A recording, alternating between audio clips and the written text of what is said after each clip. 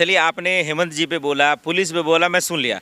आप लोग हमेशा कोर्ट को भी बीच में क्यों ले आते हैं कि वहाँ पे निष्पक्षता नहीं? देखिए, निष्पक्षता अगर होती तो आज हमारे माननीय एक्सपो जो है नेता जो है पवन खेड़ा जी हैं, उनको जमानत नहीं दे रहे हैं। ये क्या वो पाकिस्तान से आईएसआई की डील करते थे?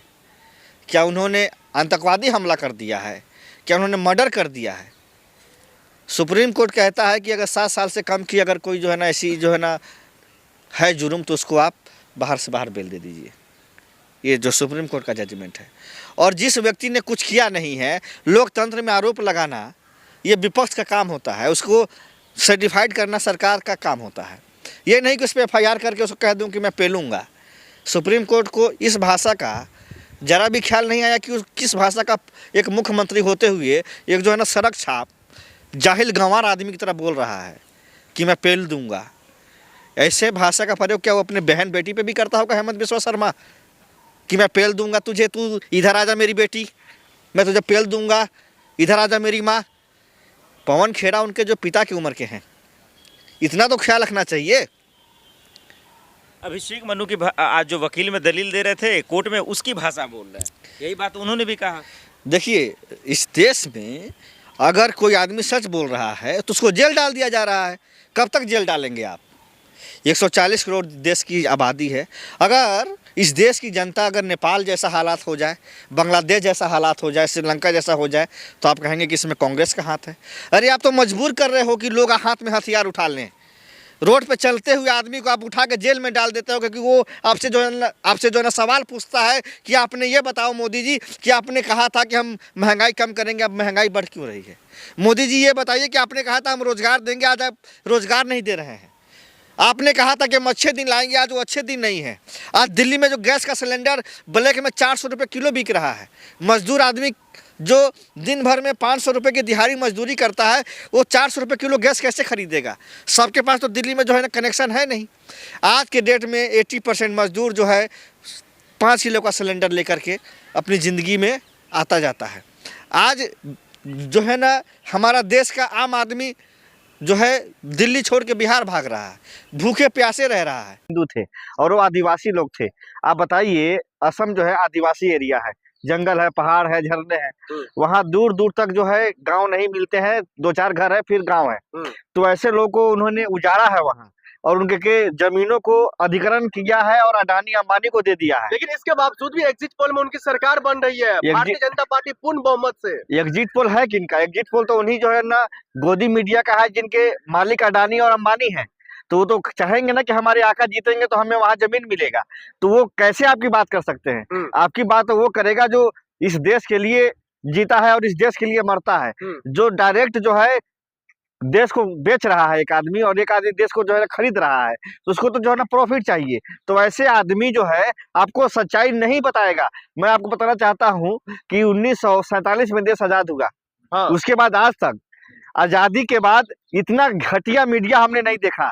ये इतिहास में लिखा जाएगा कि हिंदुस्तान में 2014 से लेके 2026 तक एक ऐसा लोकतंत्र था जिसमें मीडिया जो थी वो सरकार के तलवे चाटती थी और सरकार की जी हुजूरी करती थी।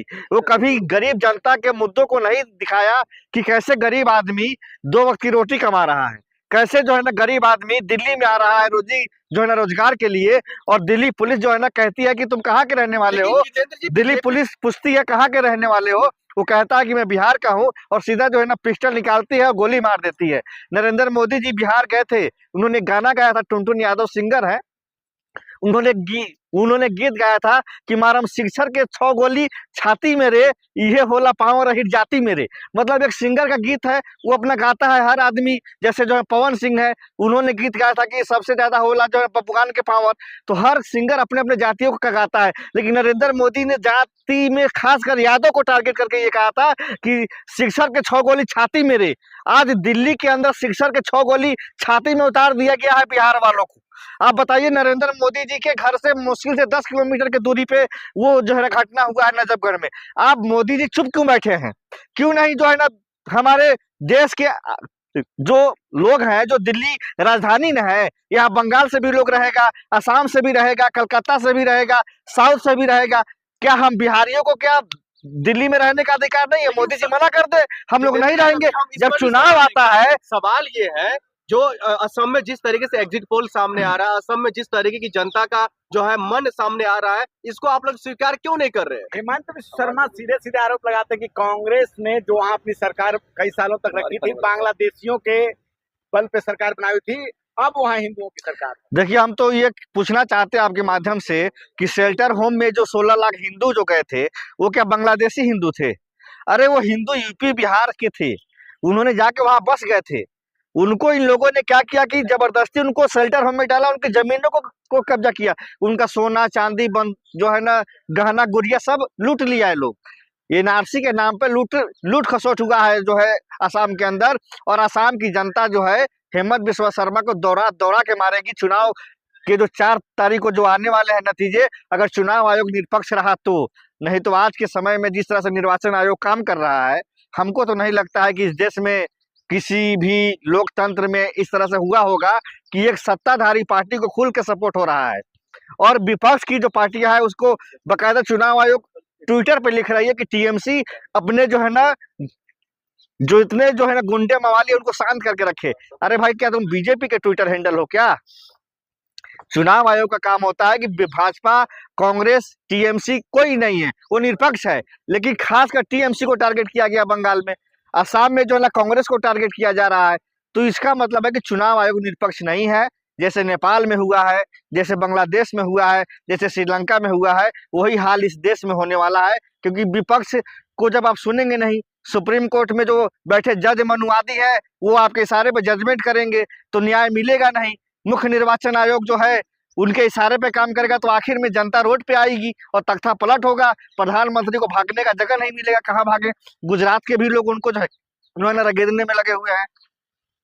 इस बार ये भी बताया जा रहा है कि महिलाएं जो है, जो महिला आरक्षण बिल रुका, उसके कारण महिलाओं ने बढ़ चढ़कर भाजपा के लिए वोट किया है। कहीं नहीं। हम पूछना चाहते हैं कि माननीय प्रधानमंत्री जी ये बताएं कि उन्होंने अपनी पत्नी को कभी अधिकार दिया? जिसके मांग में सिंदूर डाला जाता है उसकी लाज रखी उन्होंने? हिंदू धर्म में कहा जाता है कि अगर किसी व्यक्ति ने किसी महिला के मांग में सिंदूर रख दी तो 7 जन्मों का रिश्ता होता है। मोदी जी जो है ना पहले जन्म में रिश्ता नहीं जो है ना कर पाए पूरा।